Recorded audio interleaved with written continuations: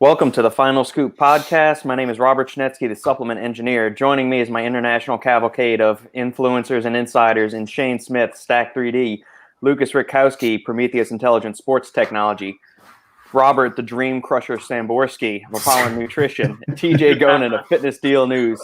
Gentlemen, thank you for joining me. As always, we'll be joined by a special guest here in a little while. But first, we're going to say for all the listeners out there, thank you for joining us. If you like what we're doing here, leave us a thumbs up, a 5-star review in iTunes, whatever podcast platform you're doing. And this episode is special. We're dedicating this one to Lukasz's mother, who got some disturbing news earlier this week. So thoughts and prayers, if you're into that stuff, send to Lukasz and his family and his mom's way. So, yeah, man, how are you and the family holding up, Lukasz? Yeah, thanks, man. Thanks. I appreciate all the positive vibes from you guys, and thanks a lot. Mom is doing well, so yeah, I will pass her the best wishes from all you, and yeah, let's hope everything's gonna turn out great for her. So yeah, I'm staying positive, and you know me, I'm optimistic about everything. So yeah, let's keep it up. Let's do a great show, and let's make this episode great, especially for her. Outstanding. TJ, I want to start with you first off, man. You've been reviewing a lot of Chaos and Pain stuff lately. You did their Agro, which was their nootropic, and then you had another nootropic gaming supplement / pre-workout that they released. And I commented on your post saying that the latest formula you posted yesterday actually looks really solid. And so they reached out to me for it. So how did you come across these guys? What have been your experience with Chaos and Pain products over the years? And do you think they've been trending up, trending down, kind of holding steady? What do you think? Yeah, so actually, I reviewed something from theirs, which was a very earlier version of their pre-workout. Oh, you have it also. All right, you commented on the Facebook post. Yeah, man. But I haven't used or ran into a lot of what they've done over the years. And then we somehow connected over the last few months. Looked at the line. They have a very comprehensive lineup, super comprehensive, and almost overwhelming, to be honest. Like when you go and you look at the stuff, like on the nootropic side, they have like 3 or 4 of these, right? There's Backhouse, and then there's this one, Genius, and there's the Agro one that I reviewed already. And they have they have a couple of fat burners and a couple of pre-workouts. Really, really impressive lineup. And so one, I can tell you just by I communicate with most of the brands I review on the channel, and like really awesome guys, just awesome guys, which is great. They really care about the formulation. They care about what they put in this stuff. Like everything I talk about or ask has intent. Whether I like it or not, it has intent. And then, yeah, I really like this. So it's definitely trending up on my book. A lot of really good stuff. The products look good, like packaging-wise. Yeah. They look really well. This thing is crazy. By the way, Lukasz probably opened it up already, but this looks like this. And this thing, the serving size, by the way, 8 capsules. 8 caps. Yeah. So I was going when I received this, I was going with the guys like on WhatsApp, and I said, "Dude, 8 capsules!" Now I'm one of these people that can take 8 in one shot. Like I literally do this, count, and I just go. But I think it's a lot. But anyway, really trending up. A lot of stuff. I reviewed their pre-workout Riot. Listen, the perfect labels are just fucking labels pre-workout. Check out this review. You look at the label. When I posted it on my Instagram before I reviewed it, and people look at it, like everybody wants that long ass list of like 500 ingredients. Otherwise, they like this thing. I think has like 7 actives. Super simple, maybe 250 milligrams of caffeine. Man, it hits just right. So nice. And so anyway, yeah, really trending. I really like what they've done, and the lineup is really good. I'm excited. Like I tried this already twice. Lukasz, you tried this already? Yeah, I already tried it. It's good, right? Very good. Yeah, very good. It's very good. Smooth, clean energy. Smooth, really yeah. I like it for working. Like this is so far perfect for working. Like it almost doesn't even have an edge. It just somehow gets you in the zone without an edge. Yeah. So yeah. I think they're turning up. Yeah, it's been like I reviewed like an old version of their Ferrat pre-workout 2 years ago. I killed it. Like if you find it on the channel, I killed it because I didn't like it. Yeah. But then since everything I reviewed was really, I reviewed also their fat burner Red Sky. That motherfucker hits like a train. No, too much. Like on 3 capsules, it's 3 capsules served. Man, I couldn't breathe. Like it is so hard. 2 capsules is perfect. And then always, as always, after you post a review, there will be someone in the comments that said, "I can't feel it." Like I said, but you can feel it.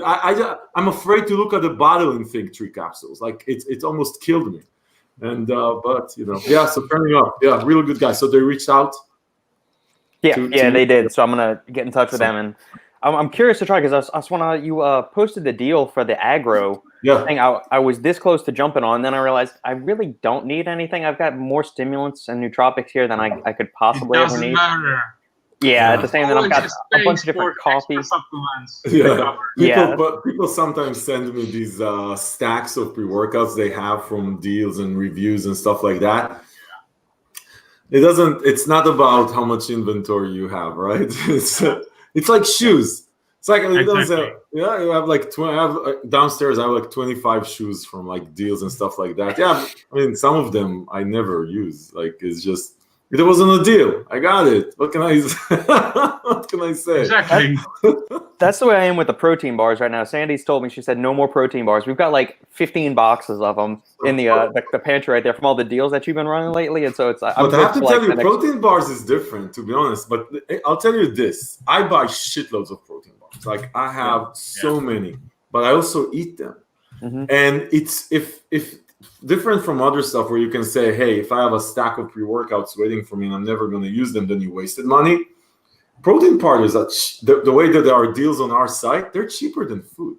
Yeah, they are. There's no way you're going to get a meal for whatever it is, $2, right?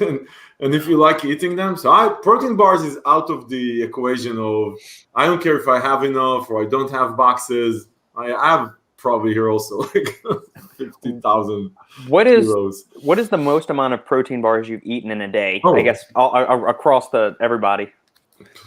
Go ahead. I've done 2 boxes in a single 24. Day. Oh yeah, I've been. So just that you know, here's and then I'll just shut up for a second. When I travel, I just take protein bar boxes. I don't take anything. I eat breakfast to dinner. I know exactly how much I'm getting. Usually 24 to 2,800 calories because that's what's in the bars. I know the macro splits. I like it. Usually, I like it better than most foods. I'm just designed like that. So yeah. So one time I was just traveling and I was really, really hungry and nervous, which is a bad combination. I went through 2 boxes. Gladly not Quest, because otherwise I would probably shit myself to bed. Shitting your brains out, But a box is easy. Yeah. Shane, what about you? Yeah. No, I haven't come close to a box. I've probably done maybe 5, but that's only because I was at an expo. Right. And I would have gone through and been like, try this one. This is a new flavor. Then but boom. You can't go through more, like you don't feel like it, or hell no, I could go for more. Control. I've just never really been in a situation. Like mentally, I know that eating 10 protein bars is 2,000 calories, and that's pretty much my diet for the day. So no, I probably no. I'm saying instead of food, not on top of food, like just because again, 2,000 calories, and it's at a guess. 200 carbs. I only have 60 a day, so I know that if you're living on 60 carbs a day, 60 grams. Typically, yeah. Really? Oh wow. Good grief! I didn't know that. 4 macros, man. So you do more keto on a consistent basis, Shane? Like on a consistent basis, that's your average 60. Non-workout 60. Workout day is about 100. That's nothing. Wow. Trust me, dude. If I go higher, I go up in weight. Me too. I know carbs are the devil, but it's very hard to maintain on 60 and 100. It's a bitch. I'm telling you. So mostly protein and greens. Like you're on almost like a semi-keto type shit. What is it? Just mostly protein and fat. Wow. So like really semi-keto. I think it's like 60 fat, maybe a little bit less. 60 fat, 60. Wow, man. And then protein is usually 250. If I'm hungry, I'll up to 3. Shane, how much you weigh right now? Now 230, With 2,000 calories a day? Do you just not move at all? That's a fucking broken metabolism. Even me at my and I'm like 87 next year. Yeah, that's like, Trust me, dude. I do my best. Wow. I'm slowly coming down. At the moment, I'm trying to get down a little bit, but hey, man, everybody each to their own. It works perfectly fine for me. No, but 2,000 calories at this size is it's interesting, yes. right? So you say 2,000 calories at this size, you'll be like, dude, you must be losing weight like That's crazy. what I would think, yeah. No. Wow. Has it always been like that? Or like even like let's say 7 years ago? No, when I was younger, I could probably do 60, 100 grams of carbs a meal. Right. Yeah, because you were swimming, right? No, I mean, for when I was doing competitive Just the swimming, metabolism, probably. it didn't really matter too much. It was just I didn't like blow up too much. Now, if I do that, I'll probably be another 10 pounds in about a month. Interesting. Wow. But it was experimentation. I played around with it a little, and then I was like, let's just go down to 60, see what happens. Man, every experiment on diet that ends up with low carb is gonna work. That's what I always say to people. Listen, let me give you an experiment that works. Stop fucking eating carbs. You're gonna lose weight.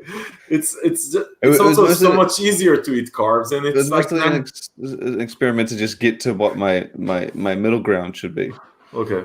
At this, I probably may not necessarily lose weight. I might do a cheat meal a week, but that's about it. Wow, that's super low. I would lose weight. Even which I'm way smaller than you, I would lose weight on. You would think, but on 60 grams carbs, I lose weight.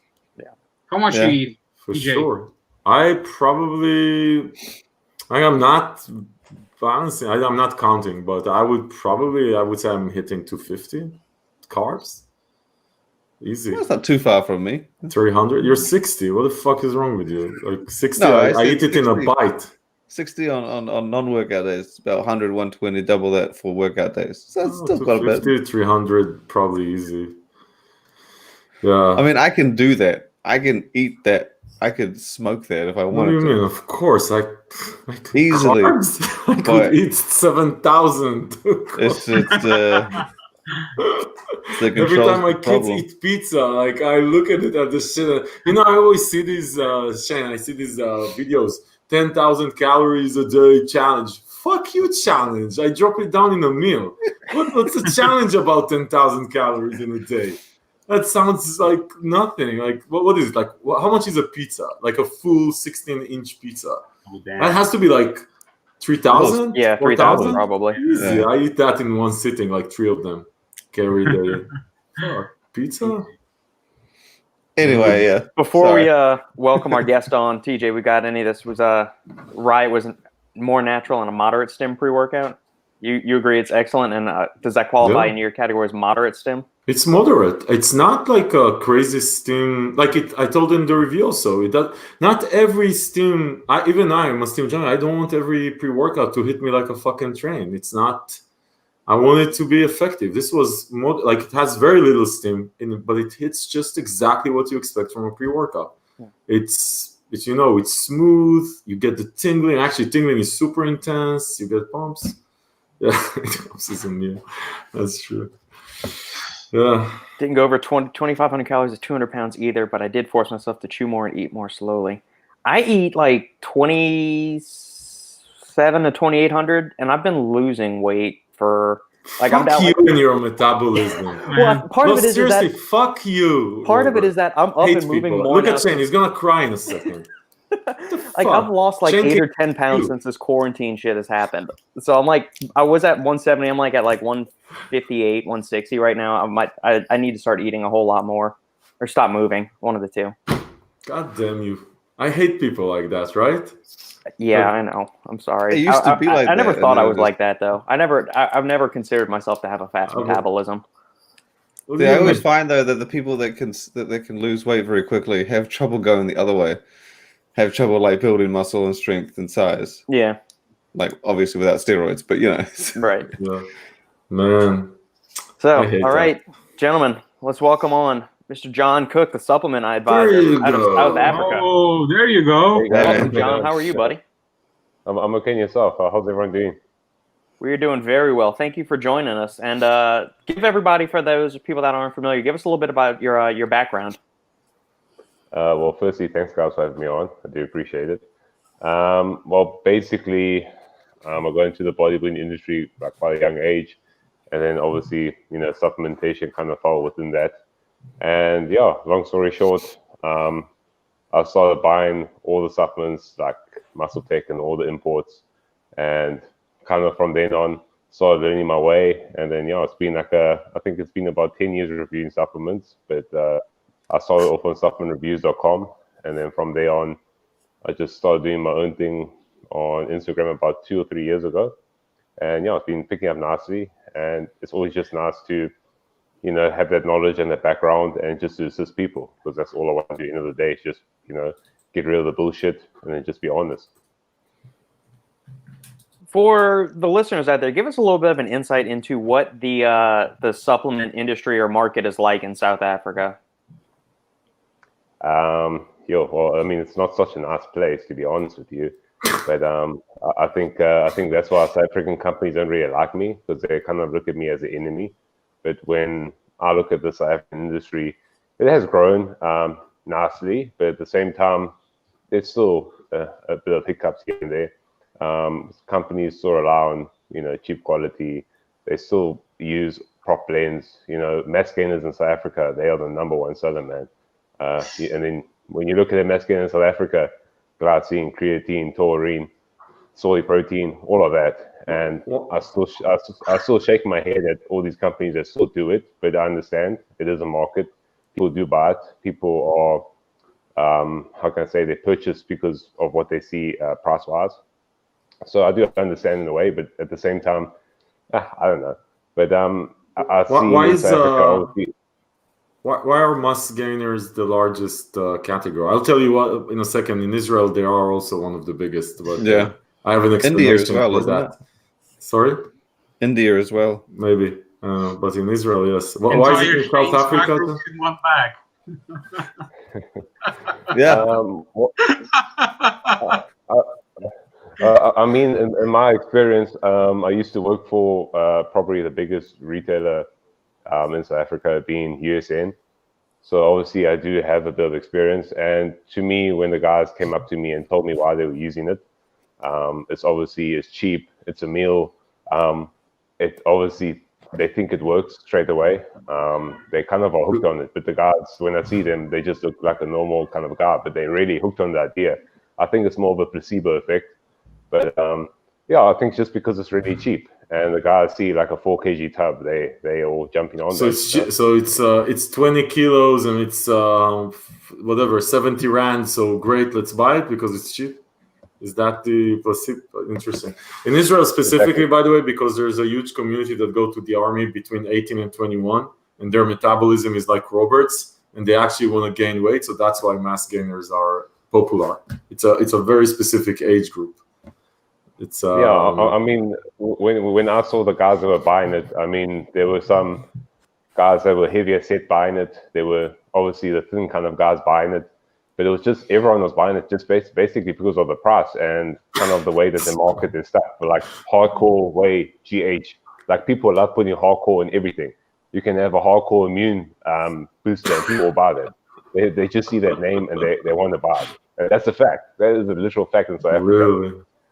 Need to come up with the hardcore protein bar. Do you have? I think that scientifically, TJ. I think everything is scientific. Hardcore probably. If it was a hooligan hardcore, it's already better. True. Extreme and hardcore, or just add a Z at the end. Yeah, just imagine, Robic, if you could like put the hooligan out there. When I lived in South Africa, I think that as far as I remember, also the mass gainers were huge, and that was over 20 years ago.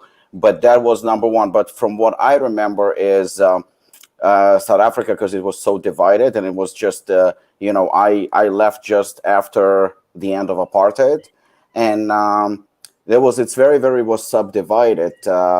But the white community in South Africa, the white guys, I mean, they huge. They absolutely huge. They mostly predominantly come from Dutch and from Holland and Belgium, the Boers, and they absolutely huge.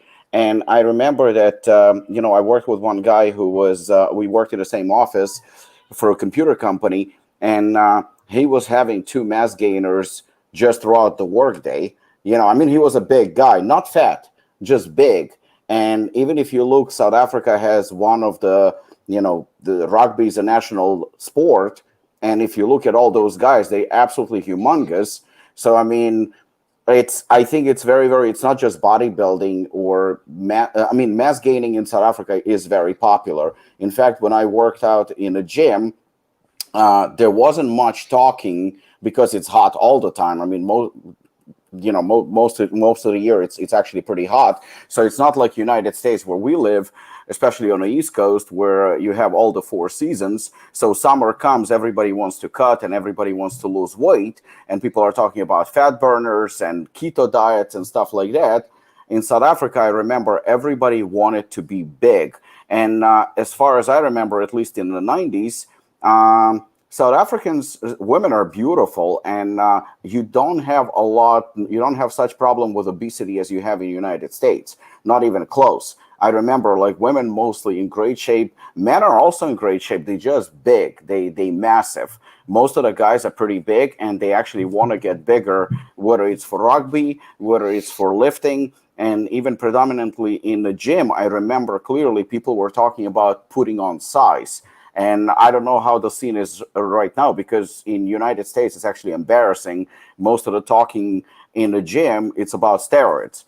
In South Africa, to be honest, that's the truth. You walk into any gym in United States, hey, bro, what are you taking? I'm taking test. I'm taking trend. And people are like, what the fuck? But they talk about steroids. Nutrition does not pay, at least in the gym language in United States, not as much of a, maybe among those who compete, but those who are just like regular gym goers, the hardcore trainers, so to speak, they talk more about steroids than anything else. And specifically, they talk about getting cut and stuff like that. But in South Africa, I remember people were training for size. People wanted to get bigger. So I'm actually not surprised at all that mass gainers are, very popular. They probably are cheaper because, let's be honest, we all know that 90% of the mass gainers on the market, if not more, maybe I'm being modest, are absolute garbage. It's just a lot of calories from crap. And, if you don't have a fast metabolism, more than likely you will get fat. But, you have in a fucking shake, you have 10,000 calories or something. So, 1,000, yeah. Yeah. So, at the end of the day, I do understand, but it's a completely different market, completely different. Yeah. By the way, in my home gym downstairs, nobody talks about steroids. You don't have a gym. Downstairs, yeah. Yeah, you don't work. As far as I remember, you don't work out. I don't work. That's true. Also, I forgot. Fucking age, it's killing me. John, are there any weird regulations as far as what ingredients can go into supplements that the people that are not in South Africa might not be aware of? So we know certain things aren't okay in Europe, certain things aren't fine in Australia. So what are some of the things that might be commonplace here in America that aren't kosher? Well, I know your himban's obviously banned in South Africa. I think they're also trying to kind of regulate caffeine content as well, if I'm not mistaken. And then also stuff like agmatine sulfate also frowned upon. And then obviously the DMHA, DAA if you want. But from what I understand and from what I know myself personally, it all depends on who actually gets to see your stuff. If there's an inside person, they will clear it for you no matter what. So there's always a way around the system. But you even find these kind of products with quote unquote Yihimban maybe sold in store, because there's obviously a way to get it. It's all about you at the end of the day.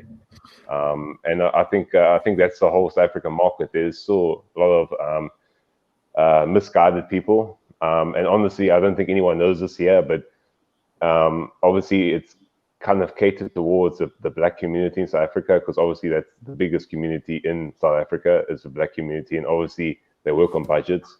But then also, with that being said, the knowledge is so, it lacks so much.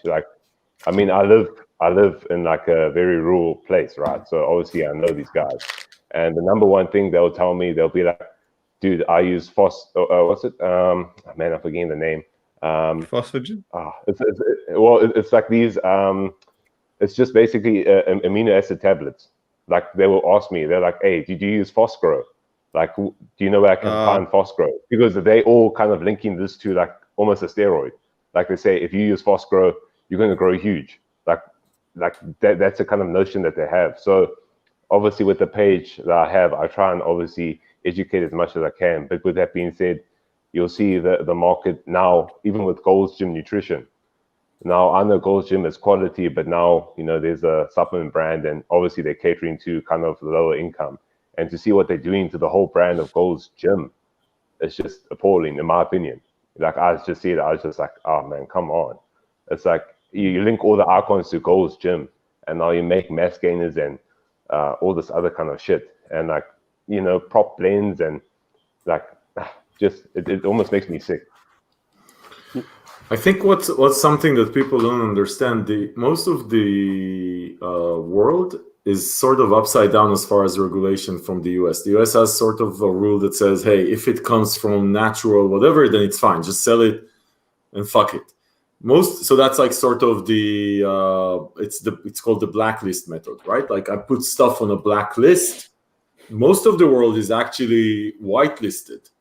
You only get into the country something that was pre-approved. There's nothing that is like, it's not like, hey, okay, it came from geranium, then fine, fuck it, you can bring it in. There's no such thing. Whatever you're bringing, there's a list of pre-approved ingredients, and then you can use them in dietary supplements. So it's a very different approach. The US is that's why the US is so broad in this stuff, that you can, as long as you say it was a plant somewhere and it's not disapproved, then fine, put it on the.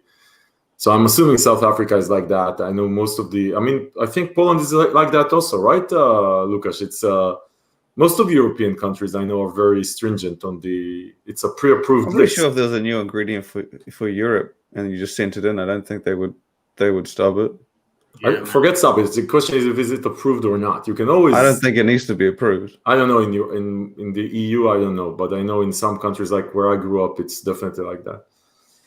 As I mentioned in podcasts, I think from the past, every country has its own body. So has this own regulatory office where you get the approvals from your local authorities about the ingredients. So if you're like coming out, for example, in Poland, and you would like to sell a product, first you need to contact the authorities here and provide them the entire list of ingredients that are included in your products with all the certificates of analysis and everything.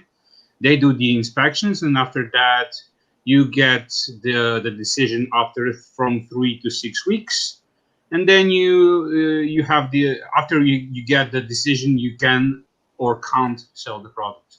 That's how it works, man. Right. And that's how it is in many countries, including Poland and And they test not only ingredients, right? You need to give them the lab tests for metal and shit like that. The certificate of whatever. Everything. Yeah.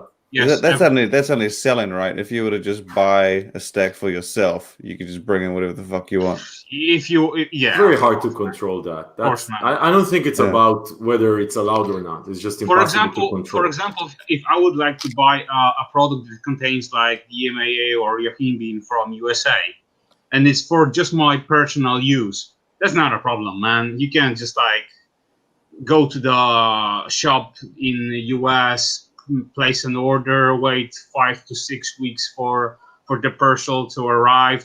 You will pay some custom fees, but customs don't give a shit what's in it, and they don't inspect it at all. So they basically just run through some like tests, just to make sure it's not a drug or anything like this, But as far as like supplements, nah, man.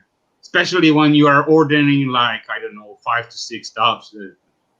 Yeah, we have that here where they inspect the parcels and they can take shit out and burn it. That's crazy part, man. But that's only it's only like ingredients like yohimbine. They're like, oh, I know what that one is. But if you put in DMAA and like give it its like chemical name, they'll be like, oh, that's not yohimbine. Sweet, send it on through. Fuck, man. It's yeah. But we got a small country. Yeah. Interesting. Huh.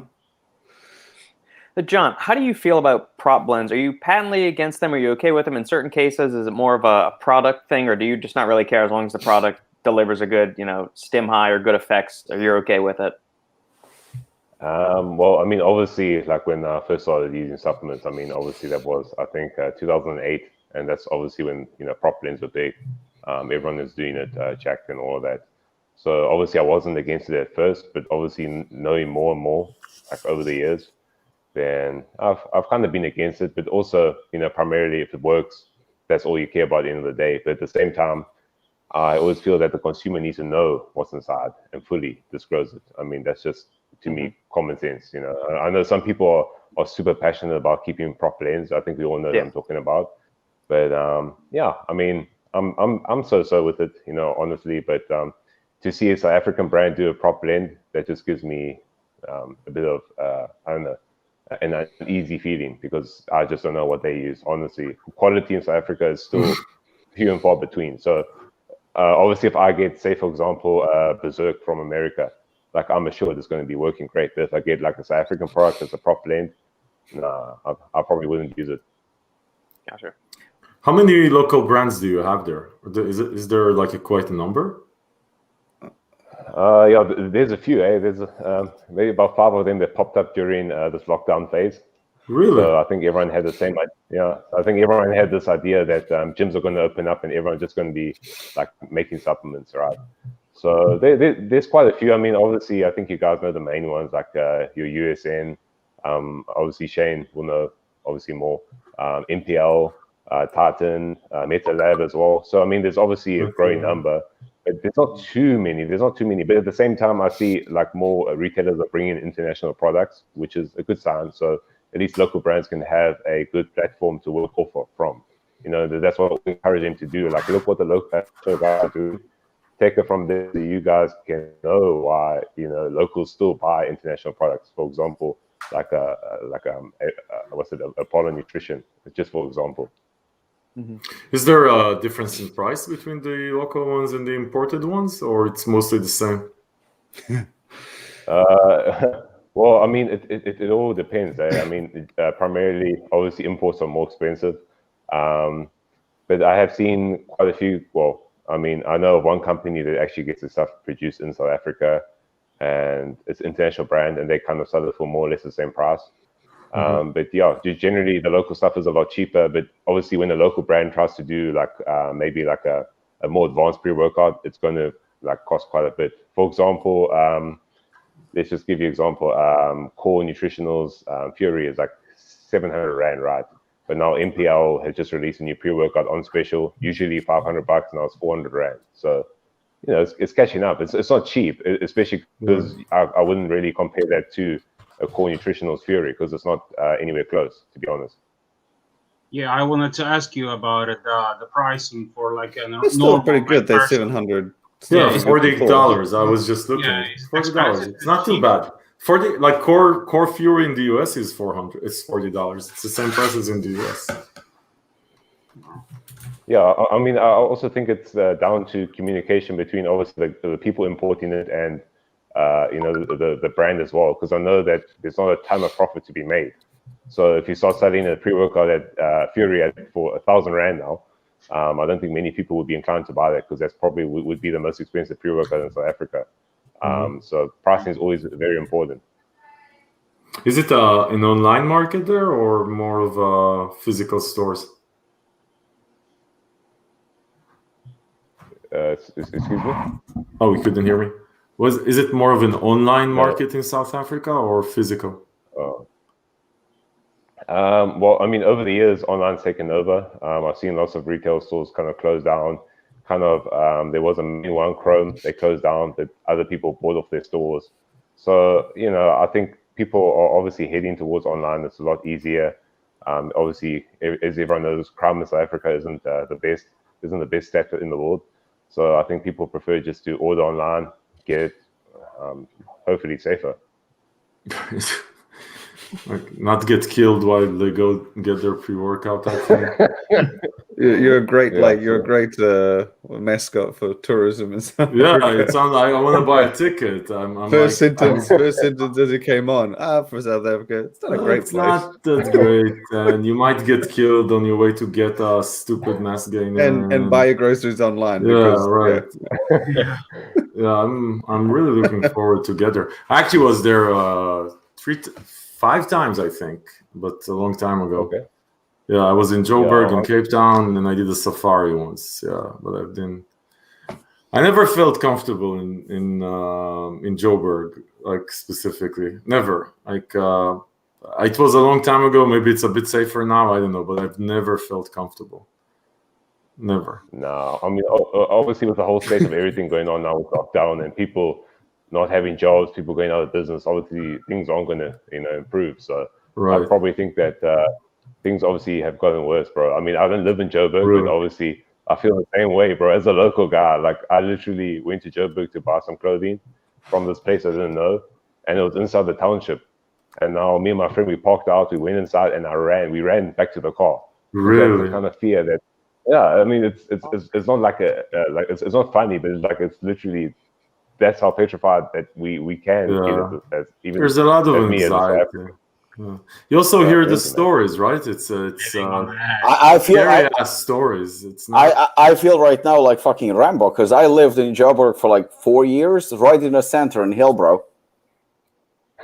I mean, you guys like after these 50 years in the gulags, Robert, like you can take all sorts of shit. Like Russians are built differently. Yeah, no, it was fine. It was no problem at all. Actually, I mean, it was fun. Nice people. It was fine. Everything was great. We go scrolling. I mean, I heard about like obviously things happen, but other than that, it was fine. But I think about 7 or 8 years ago, I took my family actually to visit, and it was bad. I mean, it looked like fucking. Like a bomb actually went off. I mean, it was just horrible. It was absolutely disgusting. It was pretty bad, and you could tell it was very, very dangerous. We were just in a car, and passing by, it was just like terrible. So I could definitely tell that times have changed, and definitely not for the better. But when we stayed in more like the suburbs of Johannesburg in Sandton was fine. It was absolutely no problem. And Cape Town was like a different country. It was completely fine. At least at the time, it was 7 years ago. Yeah. Robert was keeping everybody in check when he was there. That was the problem. The enforcer. Yeah, the enforcer. No one fucks shit up. John, give us a little bit of insight into what your daily supplement regimen is, if it stays static or if it's more dynamic. Well, I think it's pretty much dynamic. Like to get stuff, like to me personally, it's always a mission. I mean, everyone knows that. It's either DHL, UPS, occasionally maybe USPS, if they feel inclined to just like release it. But it's tough. So, I mean, I kind of rely on the retail stores in South Africa who actually stock international brands to, allow me to review some products, which is cool. But I mean, it's different. Like every single day is different. I mean, I don't really actually have a stim break. I know that's bad, but it's just kind of the way I roll these days. But I'm definitely going to be keeping this in for sure. So yeah, I know that's definitely going to be the one. But yeah, I mean, it's just general, like obviously wake up, have a protein shake, and then pre-workout. Could be anything. Honestly, really could be anything. And then just a post-workout, I just usually use actually funny USN creatine transport. It's like $100. It's just literally creatine, simple carbs, and the famous glycine. There we go. And when you say bucks, you mean rands, right? 100 rands? Yeah. I mean, it's cheap. It's cheap. So I mean, shit! Because $100 sounds expensive. 100 rand is like that's less than 10 US, is it not? It's got to be in the realm of 7. Yeah, 7, yeah, I think. yeah. It's lit, yeah. It's cheap, yeah. I mean, Oh, like, is I'm it actually like, I US actually, yeah, because I actually like whenever I buy my stuff, I go to this one store. They always have like discount products that are running like close to expiry, and I can even get it for 50 rand sometimes. You know, so I'm always smart and savvy. You know. Deals. USN is all over Europe also, right, Lukasz? I think. Yeah, man, it's very popular. Yeah, people like it.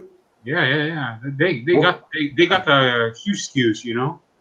USN. What is it like? What's the positioning? Is it like sort of? Is it known for quality, hardcore, good prices, good value for money? What is the positioning in You know Europe? what? I would say they are very popular in UK. Yeah, they are. After South Africa, UK is their like second market that they are dominating, you know, the sales and everything. But you know, from what I've heard, because personally I never like had a chance to try all their products. I only tried their bars, trust bars, really good, and the drinks that Shane wrote about. But as far as like the other stuff, no, and I didn't have a chance to try all their. But that's the thing. That's the thing that's always confused me with USN is because their product lineup is not the same in every country. Not even remotely the same. Yeah, that's what I wanted to say. Yeah, man. It's like I remember when they said, "Oh, you should post about our new product," and I'll share it, and I'll be like, "Wait, what's this one?" And they're like, "Oh, like," and it's the same product with with a special edition name. It's just branded differently and it's named differently, and then sometimes they'll use the same name in another country with a different formula, and it just throws you off because there's almost zero like similarity between the lineups. Do you know why they do that? What's I assume to appeal to the audience in the specific country, because the one in South Africa, local names, they give it local names. If you're in no, like it's just like different categories, different styles. Like in the US, it seems to be quite health and wellness based now, but in like the UK, it's like they want to approach, you know, a different crowd, you know. Yeah, but the South African lineup is huge. It's like dwarfs all the other ones, and But then sometimes you'll see the product launched in the UK they had the bars. I thought the bars were in the UK before South Africa. Could be wrong, but they have products that are in the UK that aren't in South Africa. But obviously, the majority of the ones in South Africa are not elsewhere. So it's very difficult to follow. Thankfully, I have someone there, but it's very hard to keep up. Is US in US? Yeah, I think so. Very I see small. deals. I see sometimes deals on their stuff like UXT. I think it's their something pump formula or some pre-workout. They came into the US a couple years ago. They're kind of like a limp a bit. They came in, like, kind of made a little bit of noise and simmered down. Then they came back and tried to make a little bit more noise this year or last year, I think. So they're just trying to crack it a bit, I guess. But it's hard to keep up because they have different things in different areas. That's the one thing I said to them. I said, what do you think we should do better? I'm like, I don't know, make it fucking familiar. If you go from one country to the next, it's no longer USN, and like the US, it's you can't find your favorite supplements from South Africa from USN in the US, and they had the Blue Lab line. That was the line that was introduced in the US. Then it went to the UK, I think. I don't think that one's one in the South Africa, but either way, it's very confusing when you're trying to follow every country. Yeah, I remember we were talking about it, and one time you said that, man, the line is so huge that I could I can't. Sometimes with all the news and everything. One of the only brands that I find, one of the few brands that I find extremely difficult. They had an Australian lineup as well. I don't know if they still do, but again, it's one of the hardest brands to follow, for me at least. If you live in those countries, probably just fine because you don't know what else is happening in the different countries. Yeah. I see them in the US 3XT pump. That's the only product I see. Oh no, there's protein also. Yeah, they got protein. Yeah, and that's their pre-workout formula. I mean, it might be good for a stim rush, but there are zero pumps going on with that formula right there. They've got, I think, and they're bringing their energy drink, Kush. That should be here soon. Okay. Where's here? John, what does that taste like? Yeah, John, what's your opinion on energy drinks? I saw you shake your head. Well, I mean, I don't know if you guys know, but obviously me and the owner have quite a bit of beef going on. Obviously, I So you used don't to like it. No, it's not that. It's that I understand. Obviously, you stack, but if he can go to you and say, what would sell better, like I'm here in South Africa, like he should also like ask for advice here. Oh, You know hell what I mean? yeah. I mean, I would have no idea And what sells in South Africa. Exactly. So the whole fallout that me and him had was he introduced a brand new energy drink, Kush. Yeah. What's it? That blue one for gamers specifically. So I Yeah. bought it. I tried it. I said the flavor's good. It's okay. But then I said, why? If it's gamer specific, you leave the whole label the same. Everything's the same. All you added was theanine and vitamin C. And I said, like, what is that about? Like, why not throw in some choline? Why not throw in some tyrosine? Something like that. And he took extreme offense to it. And then he started saying, I'm the shit and all of that stuff. And I was just like, dude, I bought it. I'm a consumer. I have a right to say what I want. I was curious about that because they had the different. They did the red one, then they did the original silver or white one with the skull, and then they did the gamer one. And I was curious about that too because I never really quite grasped if it was a different flavor or a different set of ingredients. And when they did the gamer one, I was like, because they didn't really, I didn't see the label or like the ingredients that well. I was under the impression the same as you. I was like, well, they're not making the flavor known, so is it like a gamer edition, lower caffeine, better nootropics? I didn't. Sometimes it's yeah. I just assumed that was. I never really confirmed it because I couldn't really find. The other hard thing is finding the information on these things, specifically beverages, because they don't really have a facts panel. But yeah, I assumed that was the case because they didn't make the flavor like. This is a very different flavor. They just put the gaming theme on it, and they changed the. Did they change the ingredients around the neck? Like, I was always trying to figure out if there was a different set of highlights around there. But yeah, I mean, I know this is obviously going to get some flack, but the whole issue that they did as well was they actually used the same tins from before, and they kind of re-sleeved it. Oh so yeah, did you see the? I hit them up about that. I don't know who it was. We had like two people on Twitter that were like, "Hey, have you seen this?" And it was a video, and they had the sleeve around it, and they cut the sleeve off, and it was a different product underneath. And I hit them up and I said, "Hey guys, what's up with this?" And so they told me that they actually had ordered a shitload of cans for their old energy drink, and they were printed direct, and they had rebranded, and they were slowly. So apparently they were telling me that they actually nothing was in the cans. They were just sitting on the shelf. And instead of throwing them out like most brands do, they said that they just went the sleeve route and put the sleeve over top. But it was still the energy drink, the new energy drink inside. Yeah, for sure. But I thought it was so strange when I saw it on Twitter. I mean, if someone's using that kind of energy drink for the first time and it being the quality you're saying, like, I wouldn't want to have something that's just re-sleeved, to be honest, in my opinion. Yeah, I wouldn't touch. They said that on the back. They said on the back there's a little text part that says new look. Old can like with a new face and formula, but it was very small, kind of at the back, and I was like, man, you need to put that shit on the front, or like on the top. But yeah, I thought it was so strange when I saw that.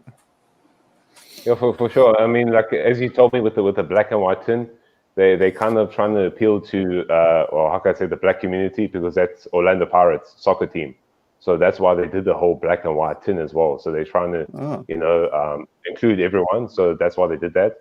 But I haven't tried their new tropical flavor or something like that. I mean, the green one. After the last issue, I was just like, nah, I'm not going to take a chance. Or not that I don't want to take a chance. I'm not going to waste my money. How would you compare it to other ones you've tried? Like if you've tried like Monster, just as a good benchmark, or any other ones? Yeah, in South Africa, there's not too many energy drinks. I know that there was Hard Potion that was being sold quite a bit. I'm not too sure anymore, but there's plenty of Monster. I mean, dude, like I love my Monster. I'll take it over anything, to be honest. Okay.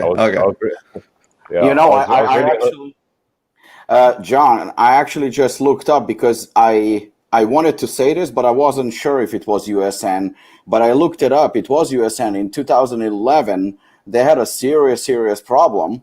And I was almost sure, 99%, that it was them. But, I didn't want to say anything until I double checked. But they basically were exposed for contaminated supplements. So I remember that there was a very serious issue with that, the label claims were inaccurate, and they had some serious issues. And I remember, if I remember correctly, somebody died and they got sued as well, which I don't know if it was proven or not, but there was definitely a problem. What I know from a personal experience from USN, I know when they came to United States, which, Shane, when did they enter United States? A couple of years ago, right? About 5? I thought it was. I think it was 2016 or 2017 because I met him at the Olympia. It was a couple of years ago. And I remember that's when I looked up back then the company, because I was also very interested with the fact that they were South African. And I didn't know that they were that big. So I remember, I think at the Olympia, I looked up at the supplement facts, and, I wasn't impressed, to be honest. But I really like the labeling. I like the presentation. I thought it looked very good. And I don't remember which flavor, but I think I already had Apollon Nutrition. So I tend to still do it. Like sometimes I'll get a protein container from somebody if I hear it's a good flavor, just out of curiosity. And I remember I picked up one of the flavors that I don't remember what it was, but it was something very unique. And I tried it. And it was nothing special. It was some concentrate, but the flavor was actually very good, among the best I've ever had by far. I just don't remember what it was, but it was definitely protein. I believe that they manufacture, like in the US. They manufacture. Yeah, I think so. Yeah, they manufacture. And then for the UK, I would assume that they would manufacture outside of presentation, marketing. I remember as soon as they entered the United States, they signed the rising star in bodybuilding at the time, William Bonnock. They signed him almost instantly. And I think he was at the booth when they launched the product in South Africa, and the booth at the Olympia was absolutely huge. Interesting. Yeah, cool. So who did they kill? Who died? Was he a nice guy?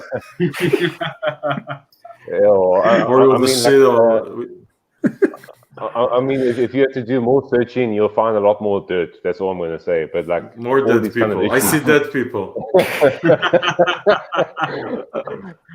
All right, let's turn the. Go ahead, John. I'm just saying, like, the thing what Rob was saying and everything else. Packaging is always very good. Taste is always very good. But when it comes to the ingredients and the effects, not always. Even with their brand new, their reformulation or new taste of their, Inner Pump XTS. It is just basically a re-sleeve and a new flavor. There's nothing added to it, but the consumer would think that because it's a brand new, sleeve. But issues like this, they never go away. And when I used to be a USN sales rep, people will come to me with their issues saying, they've had stomach issues. They don't trust this brand, and you can never change them. And that's the very dangerous bit when it comes to local brands. Once someone has a bad experience, it will never go away, Right. All right. We're starting to get some questions piling up here. So for the guys that might be tuning in on YouTube or Facebook for the first time, we spend the first 45 minutes to an hour doing some roundtable discussions on some hot button issues there. And then we spend the last little bit of time here answering your questions. So keep them coming. YouTube gets a little glitchy sometimes if your question is too long. So it's not that we're ignoring your question or skipping it on purpose or anything like that. We'll address everything. But sometimes Facebook and YouTube get a little stupid and they don't actually populate the question. So if you don't see it showing up, just keep entering it and we'll get to it eventually. Trust me. So I feel bad that John has a couch and we all have chairs. Yeah. I'm disappointed. Fuck chairs. I just try to think, should I get like a couch on wheels for my desk now, or there you go? I mean, unless we get rid of the toilet first, Shane. Robbie, you're still in the bunker or what? Here's the first one from Yari. All right, so let's get the panel's thoughts on this. Why glucose or white sugar are not suitable for intra-workout drinks? Why use expensive special carbohydrates? And secondly, is EAA the best intra drink? So basically the question is, why are in the sports supplement industry, why are we hawking all of these special carbohydrates, cluster dextrin, palatinose, ribose, all of this stuff instead of dextrose, which is what's in Gatorade, Powerade, all of those kind of sports drinks? So what are your experiences with Intraorico carbohydrates, gentlemen? Do you think they're necessary? Do you notice any big benefit? And we'll take it from there. I'll go this one because half my carbs for the day are from this. That's like all three of them. All three of them. Yeah. Serious? I don't have them intra-workout because I've tried it a few times. I didn't really notice too much of an increase, but I have found that post-workout straight away with a shake helps tremendously with just the sort of helps me feel a little more uplifted. But I guess when I'm not having that many carbs, it makes sense. But I just have straight dextrose or glucose. I don't have HB cyclic dextrin or anything like that, or waxy maize. I have tried them in the past, but in terms of feeling like good and recovered and re-energized after my workout, I honestly did not notice too much of a difference, especially since like glucose and dextrose you can grab from the supermarket and they're cheap as hell. And like it was like kind of like, not to knock on the same thing, but the encapsulated glutamine, right? Like if it helped me, if it worked twice as good as glutamine, I would pay twice the price. But for me, dextrose is like what, 10-20% the price of the other one.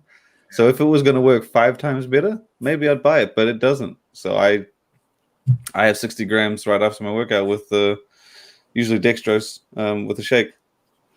I think that it's really complicated to answer this question, to be honest.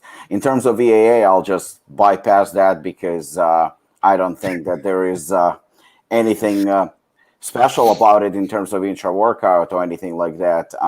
I think it's more of a placebo effect. And, if you have VAAs at any time during the day, fine. It doesn't have to be specifically during the workout, in my opinion. But in terms of, the simple sugars such as dextrose and carbohydrates a little bit more complex like cyclic dextrin, there is a tremendous difference in them. Huge difference. Number one, they're completely different. They both carbohydrates, but one is slow digesting, the other one is super fast digesting. So you can't really put them in the same category. Now, in terms of training, it's been known for years, for decades, that your body is depleted during the workout. You're breaking the muscle tissue, and obviously you need to refeed your body. That's the reason why they call it an anabolic window, which is roughly, generally, it's believed to be 40-45 minutes to an hour after the workout, where you take protein, which is not probably as essential as the carbohydrates that Shane just mentioned. But if you have something like dextrose, you will feel it a lot faster and better than you will feel cyclic dextrin, which I honestly think cyclic dextrin is an amazing product, especially for those who tend to store body fat a little bit easier. But in terms of post-workout, not so much during workout, but post-workout, you can have it during workout too. It's definitely glucose. It's definitely something like dextrose, which is extremely cheap. And I remember when I used to do contest preps for people, my go-to was, you have a little bit of whey protein. I would always recommend isolate anyway, not concentrate. Like a scoop, but I always urge them to mix it with grape juice because mainly to spike up insulin levels, which is that's the main reason why competitive bodybuilders use insulin, immediately post-workout. It's a very common thing because that's when you have the most anabolic window. So if you're using carbohydrates throughout the day, then cyclic dextrin, and especially if you're somebody who stores body fat very easily, then cyclic dextrin is the way to go without a doubt if you want to add a little bit of carbohydrates to your diet without eating or anything like that. But if it's, anytime around the workout, then dextrose obviously wins. You got to be careful, of course, under certain conditions. But like Shane said, I think 50 to 100 grams of dextrose following immediately after the workout is the way to go. It's, you're going to feel it faster. You're definitely going to replenish all the lost glycogen that occurred during the workout that you broke down. So I think dextrose, it's extremely cheap. And I even remember I was attending a seminar with Lee Priest. I think it was like 2002, and everybody was laughing and thought that he was joking, and perhaps he was. But if he wasn't, I wasn't actually surprised that he said during the workout he would actually have M&Ms. He would just like throw M&Ms throughout the workout, and he would eat them, which is, not surprising if you think about it, because it's really tasty. It definitely works without a doubt. The simple sugars are the way to go during the or immediately post workout. And as a rule of thumb, I think for generations now, we had what Shane does, simple carbs immediately after the workout, followed about an hour later by, a carbohydrate and a protein solid meal most of the time, rather than macros. No, dude, I blow all my carbs right after. I don't rather than a shake. You will already deplete all. It's all gone. But dextrose, I think like it has its place more than anything in simple sugars after the workout, rather than cyclic dextrin. Lukasz, what about you? Yeah, in my opinion, intra-workout carbs are just like pure bullshit. And to be honest, if you need carbs and you're training hard, for example, you're an endurance trainee, and you compete or do like marathons or triathlons, then yeah, of course, carbs can definitely help you to fuel your performance and for the more hours.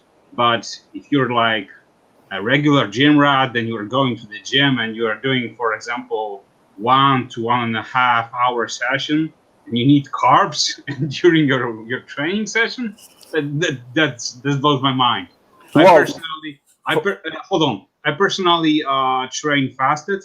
So to me, I never eat anything before my training session. Every day at 6 a.m. I'm at the gym. So my fuel is basically what I ate the day before, the day. I've noticed that. So my last meal is usually the heaviest meal that contains carbs. So I'm like super energized because I have lots of muscle glycogen stored. So to me, it's not a problem, to train fasted and have the best workouts of my entire life. Plus, when I'm on high stims, I'm like wired as hell. So yeah, man. So that's, I wonder what high stim is for Lukasz. Just curious. Coops a hooligan? It depends on the day. I think it depends on also on goals and what sport you're playing, and because everybody is different. Carbs do play a huge difference. Yeah, especially if you are bulking, and especially it depends if you're a bodybuilder. However, if somebody's on a keto diet and doesn't use carbs at all, he is fine too. You can be 100% fine. Of course, man. Ketones will be the best fuel for him. It's more than that, because the thing is, if you think about it, we need protein as a building blocks, for obviously to build muscle and retain muscle size while we're dieting. So protein is a necessity. It's proven. Yes. It's done with, and anyone arguing with it would be an idiot. Now you have fats. There is a reason why they call them essential fatty acids. Essential meaning your body needs them, and you can survive on them. You can survive of them, and you can actually make even significant gains, and you can actually get more energy from fats without a doubt. And it's not going to be stored as body fat. But there is no such thing as essential carbs. They don't exist. Yeah. Your body, you can go no problem without carbs for forever if you think about it. I mean, look at people that live, I don't know, somewhere in Siberia, or people are Mongolians or hunters, and you will see that even when they portrayed in the movies, most of the time they just lean and very, very physical. And what do they eat? They basically eat what they hunt. There is pretty much no carbs. They survive on fats, and they survive on protein, on meat, and you can make significant gains. You can work out and be okay without carbs.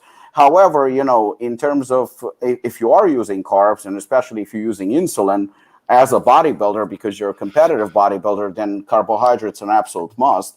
And I know people who take 1,000 grams of carbs a day, and they very lean, and they very muscular. But of course, there is a lot more that comes into the play. So I think it depends on individual, individual goals, needs, etc. And like TJ said, you can have a pie of pizza a day, and then you see people who actually eat nonstop, and they still very, very lean, because individually we all different, and we all have different metabolism. I have a friend who is, I think, about 2 years older than me, so he's about 47, 48, but at the same time, he can literally get away with eating 1 apple a day. Never took any steroids, never anything. The guy is very, very muscular, very lean. He has a 6-pack all the time. He barely eats, and I mean barely eats. Throughout the day, he can have 1 meal. So, the genetic pool is extremely important and comes into a play when it comes to everybody. We all different. There are certain people who look at carbs and they get fat. And then you have those who can eat 5. Yeah, me too. For me to lose fat, I do have to cut the carbs pretty much close to nothing. That's when I see the results. Then that's when I see, abs and definition and stuff like that. But I have to admit, going from eating carbs to not eating carbs, those first 2 or 3 days, I feel absolutely like shit. I'm tired constantly. I feel horrible. And then a few days without carbs, I feel phenomenal. I really don't need them. Yeah. Carbs are yummy, by the way. I think that's a very. That's for sure. I think that's one thing we're overlooking. That's scientifically, carbs are the yummiest. Scientifically true. Yeah, scientifically It's a proven. known fact. There's like double-blinded research around this shit. And it's carbs are awesome. I think it's just flat out blind research that it's just blind. They're yum. They're the best. Exactly. Even blind people know it.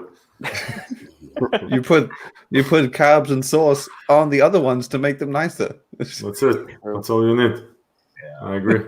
I guess where I would say with this is that look at what the top tier athletes are using. So look at like soccer players that are running around miles and miles, NBA players, NFL players, hockey players. Are they chugging down like cyclic dextrin, cluster dextrin in the middle? No, they're sipping on fucking Gatorade and Powerades. I mean, that's proof right there. You really don't need these super premium special carbohydrates. And also, I don't think the average person, the average soccer mom, soccer dad, whatever, that's going into the gym 3 times a week, lifting for 45 to 60 minutes, you're not depleting glycogen to where you go and you need to cram and slam, 60 grams of carbohydrates post-workout. You don't even need an intra-workout drink. It's highly dependent on your training style, what your goals are, like Robbie was saying. If you're going to be in there for an hour and a half, yeah, you might want to get some amino acids in there. You might want to get a little bit of some kind of intra-workout carb. It doesn't have to be a cluster dextrin. It can be just. But it also depends how you're training those hour and a half, right? Correct. Yeah. If you're doing like powerlifting training where it's 3 reps, you rest 5 minutes, another 3 reps, rest 5 minutes, you're barely burning any glycogen. And even a typical like bodybuilder style workout, you're not going to be. You might burn through 30-40% of your glycogen stores, but you're not going to be glycogen depleted like a lot of supplement advertising would have you to believe. Now, if you are a little kid or a high school athlete that's got 4 or 5 soccer matches in a day, or like an all-day basketball tournament, if you're an endurance athlete, you're going to want to be cramming some fast digesting carbohydrates either during your session, like during timeouts, or after the game, in between the next training session, or something like that. It's not just a blanket answer saying all carbohydrates are necessary, or no, they're never necessary. It's very case dependent. I actually say that on my reviews. I think I said it on Enigma, and when I review this carb stuff, you probably don't need it, or you probably don't deserve it. It's you just, when you work out normal workouts, like the people usually would listen to this podcast or watch these reviews, you probably don't deserve it. Like your expenditure is not at that point that you need this stuff. If you're going crazy, if you're doing like CrossFit, like the CrossFit games, where these guys like deadlift 500 times and then do 7,000 pull-ups and then, damage their spine and then continue to run again and shit like that, then fine. Have whatever you need to have. But most people go to the gym for an hour. Out of the hour, what are they working out? 25 minutes? Yeah. Best case scenario. Seriously? that was- And what's the motion? Like this? I mean, I don't work out, but I heard about it. I saw it on YouTube. But like on YouTube, I just see them like they don't move that often. Yeah, So, that was my main point as well. That people are like they're going to the gym. They're all probably like, they have so much fat on them, and they're like sipping on this like fucking isotonic or like energy drink. right, Why they could like burn tons of fat from their asses because they got stored so much shit on them. Yeah. And they're like, oh, I need to replenish my glycogen. Right. Because I'm burning so much calories. Why are you? On that fucking, But Lukasz, why are you looking at these people's asses all the time? That's what I'm worried about. He's an ass From man. all that story with the glycogen, I just noticed you just look at people's asses. That's concerning to me. Yeah, I feel so bad for them. Plus, you mentioned you need to earn your carbs. I'm a fan of Dr. Gabrielle Lyon, and she was always saying that you need to earn your carbs. Nice ass. Oh man. There you go. I knew that. Man. But All right, she's TJ. married, so don't get me started, man. TJ, Rich has got a question for you. He says, I know you didn't like the Warrior pre-workout from Nutrex, but he purchased the A-Ball or Anabol, their Natty Muscle Builder. What are your thoughts, or if anybody else on the panel has any thoughts about? So I don't know it, but I leave it to you, Robert, and if you can say it with a Russian accent. I just say about Nutrex, it's not like I didn't like the pre-workout. I didn't like the fact that, it's presented as, I don't like the branding and the extreme and the promises for something that's an energy drink, right? And that was my beef with that thing. There's worse pre-workouts. I just don't think it was a pre-workout. It was an energy drink. That's it. And I think a big brand that finds itself in Vitamin Shop and GSC, where a lot of people that don't have the knowledge, and some sales guy will say, "Hey, listen, go get this thing. It's the Warrior version."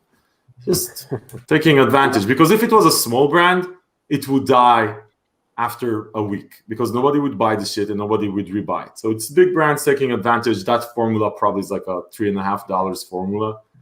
And so, yeah, I don't know Anabol. Actually, I don't know what it is. But I would just say that natural anabolics are usually bullshit. So yeah, it's basically it's got 6-keto dioxygen in it, which is some steroidal saponin that's a relative of apigenin and laxagenin. It's found in Smilex saboldi. So the thing with all of these... Say 3 more words that we don't understand, please. I'll work on it. Please. I'll see what I can do.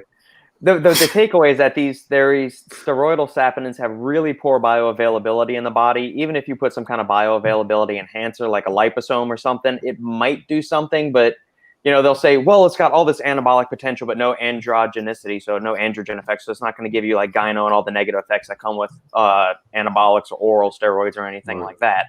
That was a lot of the same hype around laxagen and the same thing around Epic. Yeah, exactly. That's what I was going to say. Rich, by the way, let me translate what Robert just said. He said it doesn't work. It's shit. Yeah, exactly. Just that we know, Rich. That's just we're on the same page. I know you're probably confused right now and say, "Oh my fucking god, what just does anyone? It's crap."